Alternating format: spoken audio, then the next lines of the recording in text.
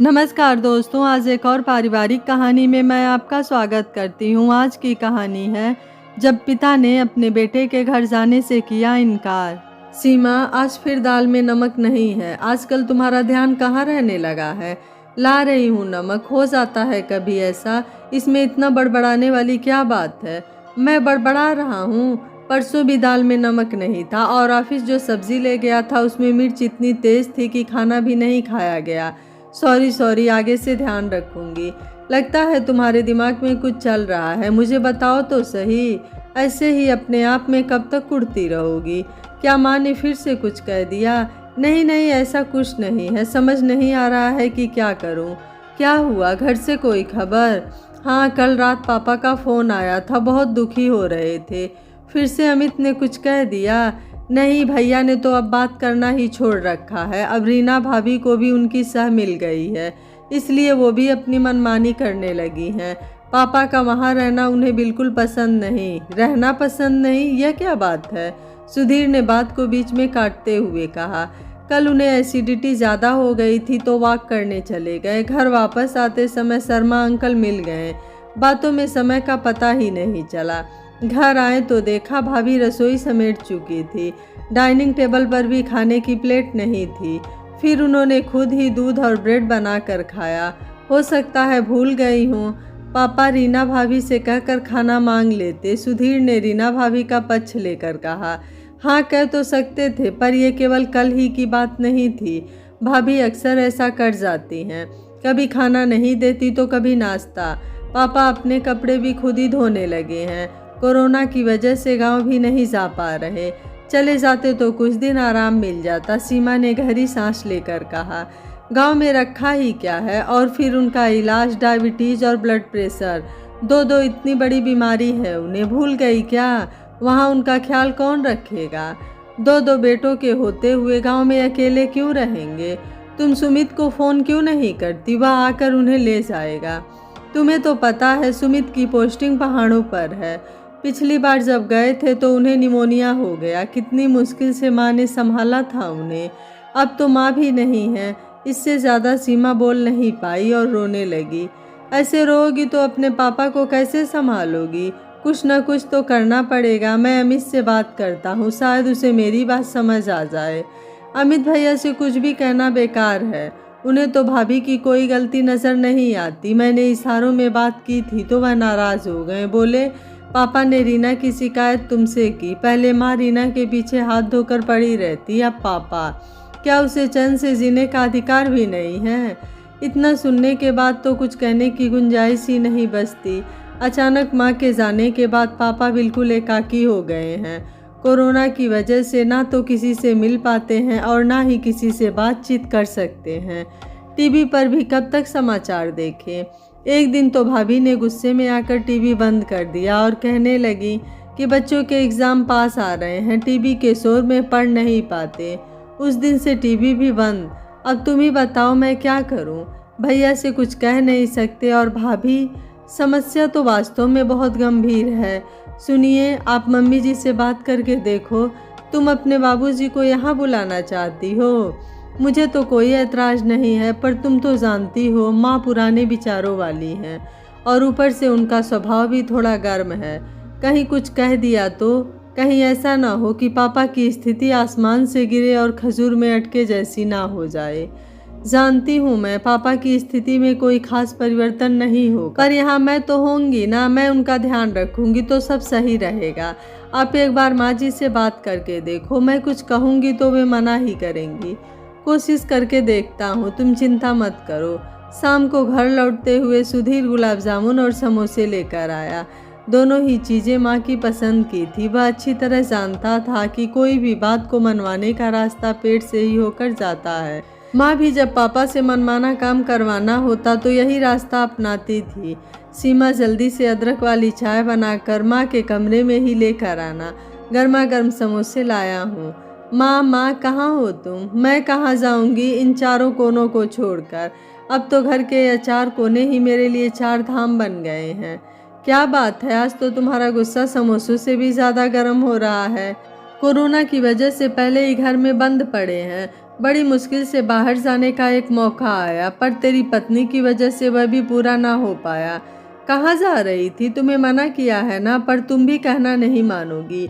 अरे कोई बहुत दूर थोड़े ही जा रही थी, सामने मिश्रा भाभी के पोते का मुंडन था, बस आसपास के लोगों को ही बुला रखा था।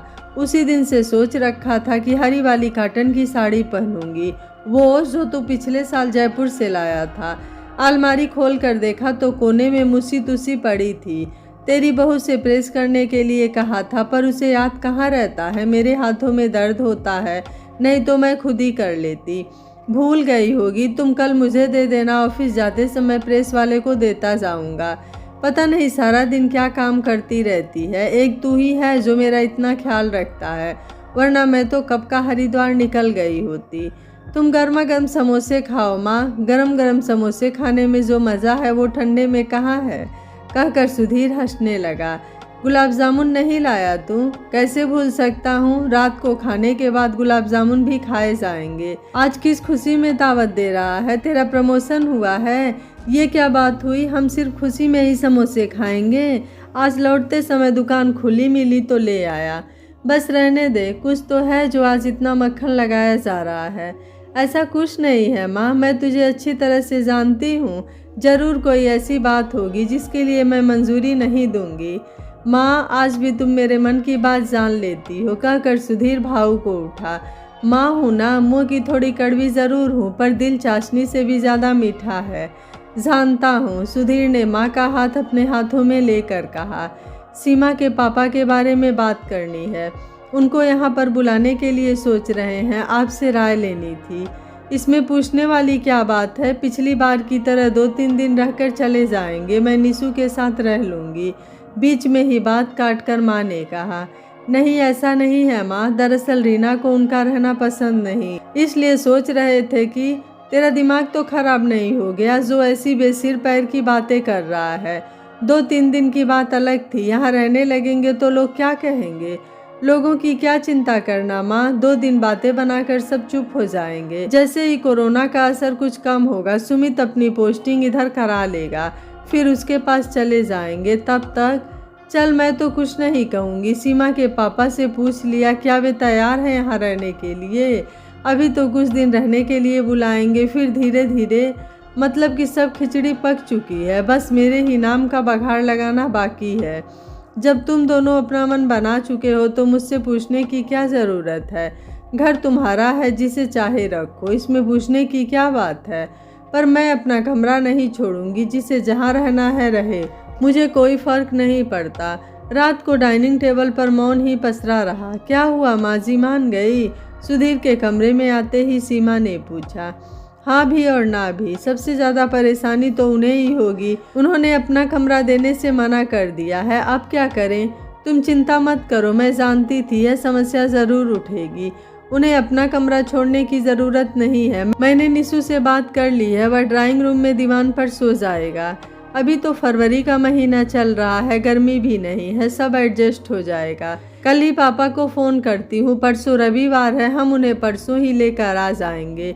जैसा ठीक समझो, मैं तो चला सोने, कल ऑफिस भी जाना है। कुछ दिनों के लिए पापा घर पर आने के लिए मान गए, पर माँ के तो तेवर ही बदले हुए थे, एक बार भी ढंग से बात नहीं की। शायद लता बहन जी को मेरा आना अच्छा नहीं लगा, सोच रहा हूँ 1-2 दिन में घर वापस चला जाता हूँ। सीमा बहुत कोशिश करती है कि घर का माहौल सामान्य रहे, पर कभी ना कभी बिजली कड़क जाती, तो कभी बूंदों के साथ तेज बारिश। घर का मौसम हमेशा ही अनिश्चितता की चादर ओढ़े रहता। बहू, यह गीजर खराब हो गया है क्या? गर्म पानी नहीं आ रहा है।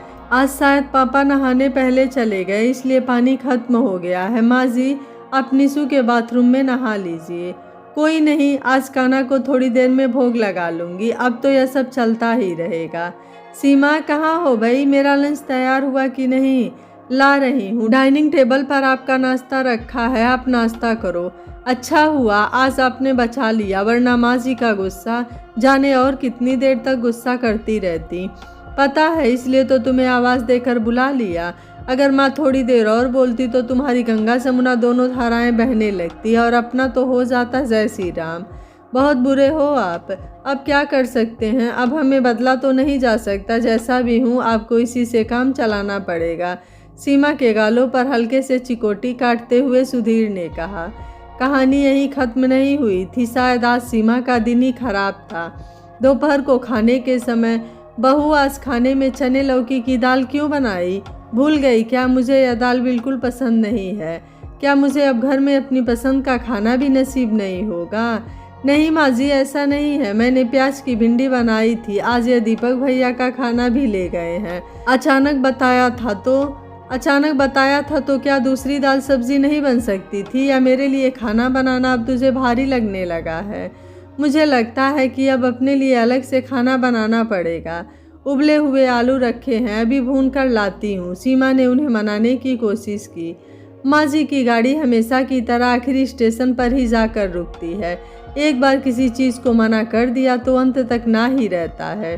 रहने दे, मुझे दिखाने के लिए बातें ना बना। अब मुझसे खाना न खाया जाएगा। उबले आलू की 2-4 पकौड़ी तल कर ले आ, उसी से काम चला लूँगी। रोज़ तली हुई चीज़ें खाने से आपकी तबीयत खराब हो जाएगी माँ। सीमा कहना चाहती थी पर कह नहीं सकी। वही हुआ जिसका डर था। शाम को माँ जी की तबीयत खराब हो गई। आज तो उल्टी रुकने का नाम ही नहीं ले रही थी। क्या करूँ? सुधीर भी घर पर नहीं है। पिछली बार तो हॉस्पिटल ले जाना पड़ा था। अब सब अकेले कैसे करूँगी? सीमा, तू अपनी सास को ORS का घोल लगातार पिलाती रहे। इससे शरीर में नमक की कमी नहीं रहेगी और चीनी से जान भी बनी रहेगी। हाँ पापा, मैं तो बिल्कुल भूल गई थी। पिछली बार भी डॉक्टर ने यही बताया था। सुन, थोड़ी देर में खिचड़ी बनाकर खिला देना। ठीक है। रात होते होते लता जी की तबीयत में काफ़ी सुधार आ चुका था। अब कैसा महसूस कर रही हैं आप? पहले से ठीक हूँ। लता जी ने सीमा और उसके पापा की बातें सुन ली थी, इसलिए शांत रही। मुझे भी अक्सर एसिडिटी हो जाती है। डॉक्टर ने तला भुना खाने से बिल्कुल मना कर रखा है, पर जब मन करता है तो कुछ ध्यान नहीं रहता। आखिर ज़िंदगी सिर्फ लौकी तोरी खाकर ही तो नहीं गुजारी जा सकती। लता जी के चेहरे पर एक फीकी मुस्कान आ गई। निशु बेटा, ताश की गड्डी लेकर यहीं आ जा, हम दोनों यहीं पर खेल लेंगे। जी नाना जी। दोनों को ताश खेलता देख लता जी से रहा नहीं गया। मेरे भी पत्ते बांटो, मैं भी खेलूंगी। पर आपकी तबीयत? अरे नाना जी, आपको पता नहीं, दादी तो ताश में चैंपियन हैं। उन्हें आज तक कोई हरा नहीं पाया। क्या ज़बरदस्त रमी खेलती हैं। सीमा सही कह रही थी। एक समोसे और दूसरा ताश माँ जी की सबसे बड़ी कमज़ोरी है। कोई भी बात मनवाने के लिए बस यही 2 रास्ते हैं। धीरे धीरे रोज़ ताश खेलने का नियम बन गया। रोज़ रात को खाने के बाद लता जी के कमरे में तिकड़ी जमा हो जाती। सीमा भी खुश थी कि वह बेटी और बहू दोनों का दायित्व अच्छी तरह से निभा रही है। निशु की ऑनलाइन क्लासेस शुरू हो गई थी, इसलिए अब दोनों ही ताश खेलने लगे थे। लता जी ने भी सीमा के पापा की तरह लौकी तोरी खानी शुरू कर दी। इससे उनके स्वास्थ्य में भी काफ़ी सुधार आने लगा। आज लौकी के कोफ्ते बहुत लाजवाब बने हैं। पापा ने खाने की तारीफ की तो सीमा ने बताया कि आज कोफ्ते माँ जी ने बनाए हैं। ऐसा कौन सा नारी सुलभ मन होगा जो अपनी तारीफ सुनकर खुशी से फूला न समाएगा। अब तो हर दूसरे दिन माँ जी रसोई के चक्कर लगा दिया करती। धीरे धीरे अब घर का मौसम बदलने लगा था। पहले लू के थपेड़ों ने आपसी रिश्तों को झुलसा दिया था, पर अब रोज़ पड़ने वाली बूंदों ने मौसम को खुशनुमा बना दिया। पापा भी धीरे धीरे घर का हिस्सा बनते जा रहे थे। मैंने निशु को पढ़ाने की जिम्मेदारी उन्हें सौंप दी। सबको एक साथ देखकर मन को सुकून मिलता। पता नहीं हमारे समाज में इतनी पाबंदियां क्यों हैं। क्यों लड़की का मायका और ससुराल एक जगह मिलकर नहीं रह सकते। लेकिन खुशियां कभी भी एक जगह ज़्यादा देर तक नहीं ठहरती। सीमा को अपनी ही नज़र लग गई। अभी बाहर आई ही थी कि पतझड़ ने भी दस्तक देनी शुरू कर दी। पापा देखो ना, आज मम्मी सुबह से ही बिना बात के गुस्सा हो रही हैं। मैंने अपना सारा होमवर्क निपटा दिया, फिर भी ज़बरदस्ती पढ़ने के लिए बैठा दिया। निशु ने सुधीर के आते ही सीमा की शिकायत करनी शुरू कर दी। ठीक है, मैं बात करता हूँ। क्या हुआ? आज बिन बादल बिजली और बरसात दोनों एक साथ? अमित भैया का फ़ोन आया था। कह रहे थे कि अब कोरोना का प्रभाव कम होने लगा है, इसलिए कंपनी वाले ऑफिस बुला रहे हैं। उन्हें और रीना दोनों को ही जाना पड़ेगा। बच्चों के स्कूल अभी नहीं खुलेंगे, इसलिए वे दोनों घर पर ही रहेंगे। पापा घर पर आ जाते तो उन्हें बच्चों की कोई चिंता नहीं रहती। कितने खुदगर्ज हो गए हैं भैया, इतने दिन हो गए पापा को यहाँ आए हुए मगर एक भी फ़ोन नहीं किया, और आज जब उन्हें ज़रूरत पड़ी तो तुरंत फ़ोन कर दिया। कहीं नहीं जा रहे हैं पापा? अब तो उनका यहाँ मन भी लग गया है, सीमा ने सुधीर से कहा। वह तो ठीक है, पर एक बार पापा को भी बता दो, अगर उनका वहाँ जाने का मन नहीं होगा तो मैं खुद अमित से मना कर दूंगा। रात को डिनर के समय सीमा ने पापा को अमित भैया के फ़ोन के बारे में बताया। पापा, अब आप वहाँ नहीं जाएंगे? या क्या बात हुई? पहले तो उन्हें आपका ध्यान नहीं आया, और अब जब ज़रूरत पड़ी तो? सही तो कह रही है सीमा। लता जी ने भी सीमा की बात का समर्थन किया तो सभी आश्चर्यचकित रह गए। कहाँ तो माँ जी उनके आने का विरोध कर रही थी, और कहाँ जाने की बात हो रही है तो मना कर रही हैं। शायद इतने दिनों से जिस अकेलेपन को वह झेल रही थी वह अब भरने लगा था। सीमा के पापा ने लता जी की तरफ देखा और सभी बच्चों को देखते हुए चुपचाप अपने कमरे में जाकर कुछ सोचने लगे। फिर उन्होंने फ़ोन उठाया और अपने बेटे को फ़ोन किया। बेटा पिता का फ़ोन देखते ही खुश हो गया और बोला, पिताजी आप कब आ रहे हैं? मैं आपको लेने आ रहा हूँ। उन्होंने कहा, बेटा मुझे लेने आने की कोई ज़रूरत नहीं है। तुम्हें एक बाप की नहीं, अपने बेटे के लिए एक नौकर की ज़रूरत है जो तुम्हारे ना रहने पर तुम्हारे बच्चों की देखभाल कर सके। बेटा अब इन बूढ़ी हड्डियों को खुद एक सहारे की ज़रूरत है, वह तुम्हारा सहारा कैसे बन सकती हैं? इसलिए मैं तुम्हारे पत्नी के हाथों अपमानित होने और अपने ही बेटे के घर नौकर बनने नहीं आ सकता। बेटा मैं किसी वृद्धाश्रम में रह लूँगा, लेकिन तुम्हारे और तुम्हारी बीबी के पास नहीं आऊँगा। सीमा जो अपने पापा के पीछे पीछे आई थी और कमरे के बाहर खड़ी थी, उसके पीछे लता जी भी खड़ी थीं। दोनों एक दूसरे को देखकर मुस्कुरा रही थीं। लता जी ने कहा, ऐसे बेटे और बहू को ऐसा जवाब ही मिलना चाहिए था। तुम्हारे पापा ने बिल्कुल सही किया। जिन बच्चों के पास सम्मान नहीं हो, माता पिता को उनके पास रहने का कोई मतलब नहीं है, चाहे बेटा हो या बेटी। ऐसे बच्चों के पास रहने से अच्छा है कि वृद्धाश्रम में रह ले। बेटा बहू अपना समूह लेकर रह गए। आपको सीमा के पिताजी का फैसला कैसा लगा? आप मुझे अपनी राय कमेंट बॉक्स में ज़रूर दीजिएगा। वीडियो पसंद आया है तो वीडियो को लाइक शेयर एंड चैनल को सब्सक्राइब कर लीजिएगा। Thank you for watching. मिलते हैं अगली कहानी में।